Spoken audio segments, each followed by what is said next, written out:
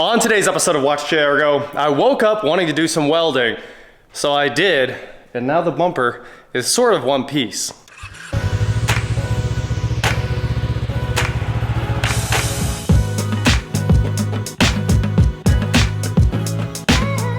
What is going on, guys? I am WatchJRGo, and today, well, yesterday we finished the International, right? We took this thing out on its real maiden voyage. We drove like 10 miles and it was doing great. We filled it up with gas. It's not leaking any gas. We honestly got a great shakedown run in. And then we got it back here and we were like, let's check all the fluids. And at the end of the last video, you guys saw that we went ahead and pulled the hat off the gearbox, dumped that milkshake out of it because it was full of water in gear oil. And I'd say probably at least 20–30% water in there. It was a heck of a milkshake, but it wasn't straight white and it wasn't straight foam.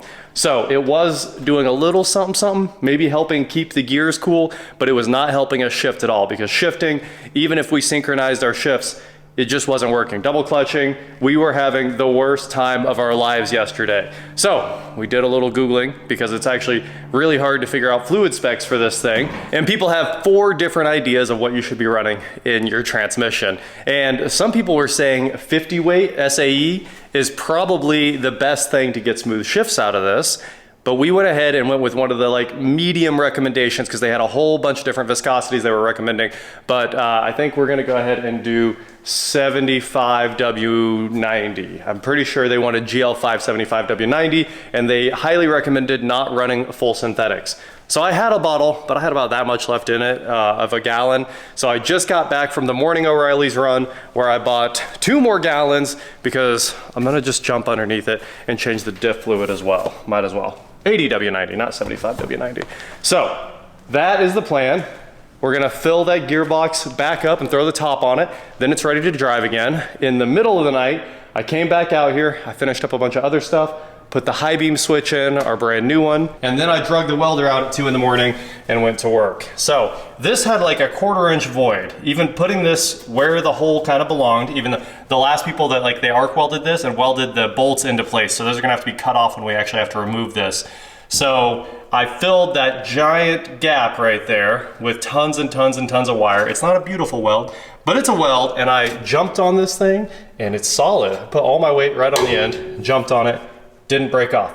But my brother is coming over. In fact, I think I hear him walking in the door any second now, because he wants to continue filling this weld up.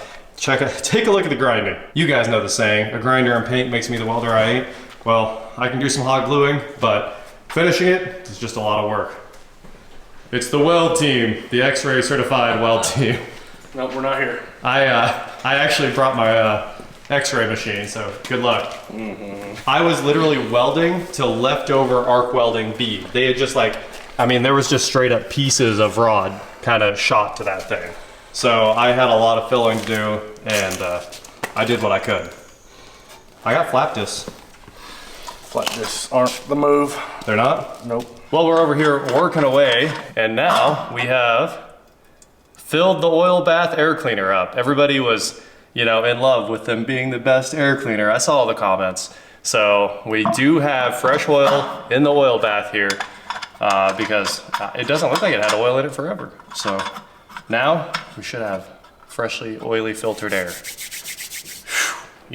Here we are keeping every single bit of oil vapor out of engines, and this is yeah, just suck all the air right through the oil, it'll be fine. Absolutely. Well, Jared came over and basically said the welds on the bumper were fine, but he just wanted to clean it up some. So he took a sanding disc and really cleaned it up. And the plan that we came up with here to fix it properly later, because they welded this thing on. They welded the bolts into the bumper. So it's gonna be a big pain. I'm gonna have to, cut all those off with a cutoff wheel, punch everything out, top and bottom. It's gonna be a lot of work to really fix this down the line, because we do want to keep the bumper. It's a classic part of the look here. But our plan, because this is a big divot where I had to add all this metal in, is to just cut this right along there and all the way along there, cut out a whole square, put a piece of plate in there, and then fixture it, and then weld that in. Because this is a bump out, and it really does need a lot of metal to fill the bump out. So, quick straight edge there. That's how much metal we're missing from where this thing was originally broken off. This bumper was a hard fought battle, probably ended up with 3 or 4 hours in it now. but it's on there and it looks like one piece and it's pretty strong. So it's got something going for it. Well, I took a few minutes, cleaned everything up, got the shop pretty sorted out, almost back to where we started here. A few more tools to put away, but I'm gonna finish up the last few things right now. We're gonna dump the gear oil in it. I'm gonna slide underneath and go ahead and change the diff fluid if I can get the fill plug out, that is. We're gonna check the fill plug first, but after that, we kinda gotta assume the diff fluid's bad too with how bad the transmission fluid was. And where was the water coming from?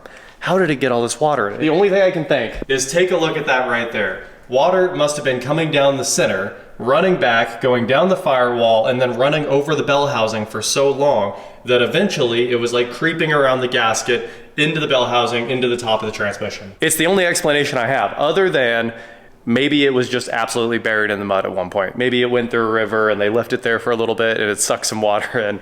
It's one of those two, right? It was either underwater or rain and weather and years and years and years of being parked outside, you know, the last 20 years. That could have also done it. But either way, it's gonna have fresh gear oil in it and it'll be parked inside for the rest of its life, so we don't have anything to worry about. And let's go check the diff as well because, like I said, might as well, might have milk in it. I'm sorry about the air noise. I know it's super loud on video, but I had to use the extractor to get the fluid out of the diff because the fill plug is a normal square and came right out.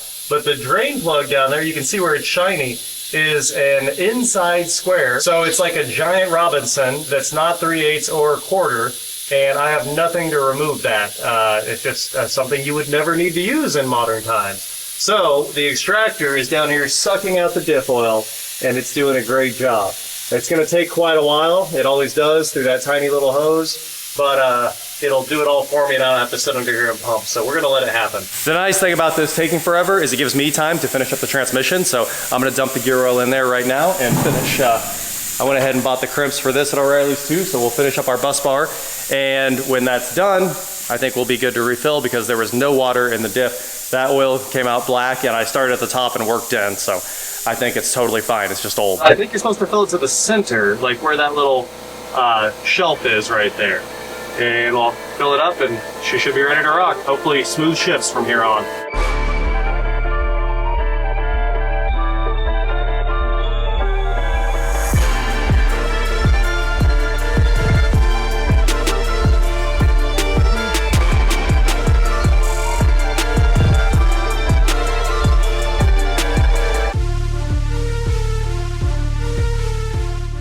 It's time for the big reveal. I know people were upset about the wire nuts. Well, one guy, of course. Somebody always has something to say, but better than the factory ever was on here. Now, the other issue is all of the cloth insulation is starting to come off all the factory wires. So this entire harness is going to have to be rebuilt as we move on, but these are all permanent here.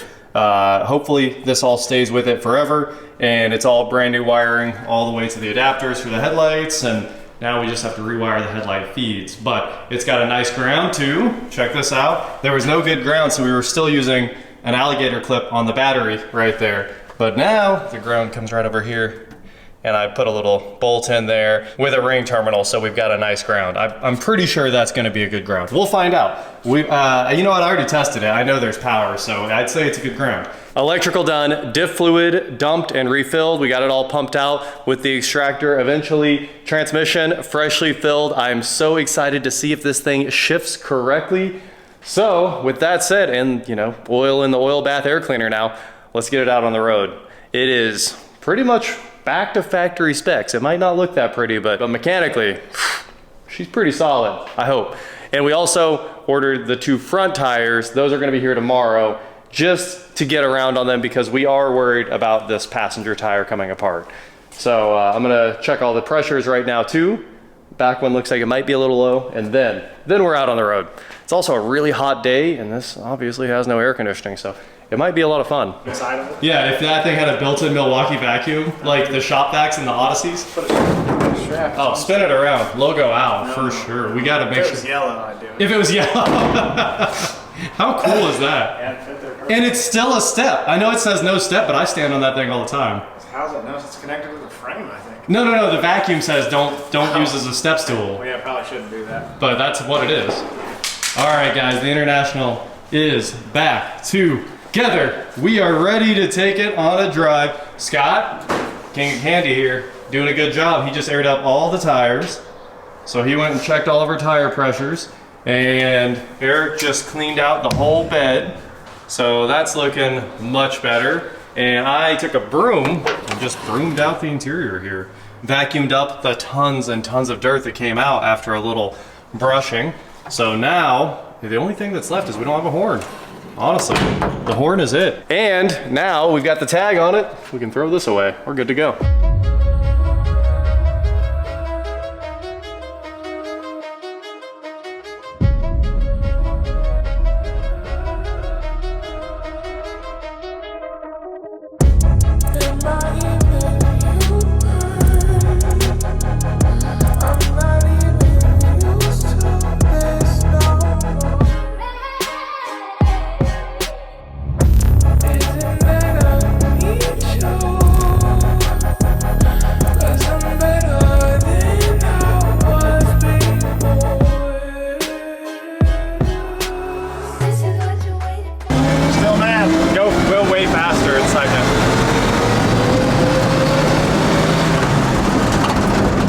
Like butter, that's all you need. I don't still know how to drive it. Amazing that it shifts now. It sure didn't want to shift yesterday. All you need is some fresh gear oil and I mean, it's still noisy in here, but we got fresh dip fluid. Mechanically, this thing's rocking. We made it to the car wash. It's first car wash in 20 or 30 years, I would say. Right now, we're just gonna try to get all this trash off the hood right here, the barnacles, and see what the paint really looks like once she's cleaned up.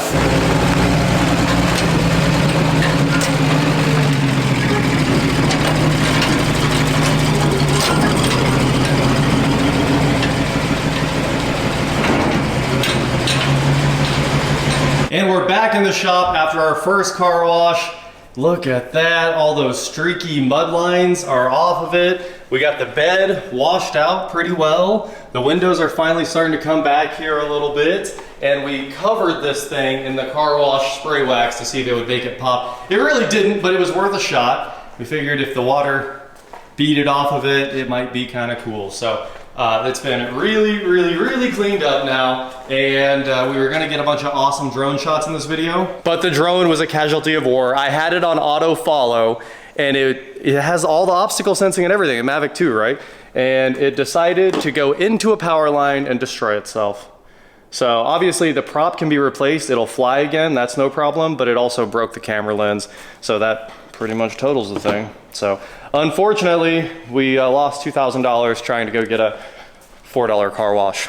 Let that be a lesson, don't use Active Track, it's a complete farce. It's worked for me in the past, but today it just wouldn't work at all. You know, I had the truck in the box and pushed go and it started following and then turned around, power line. Oh well. But this thing has really turned around today. You know, all the fluids are done now. We spent a lot of time washing it, brushed off the center caps, tires, everything like that. And of course, we'll pull the wheels off and we'll have 2 new front tires tomorrow, which will make it ride nice. And we could probably fix most of the rattles if we could just figure out how to backspace this door here. Because this door, the biggest rattle is that.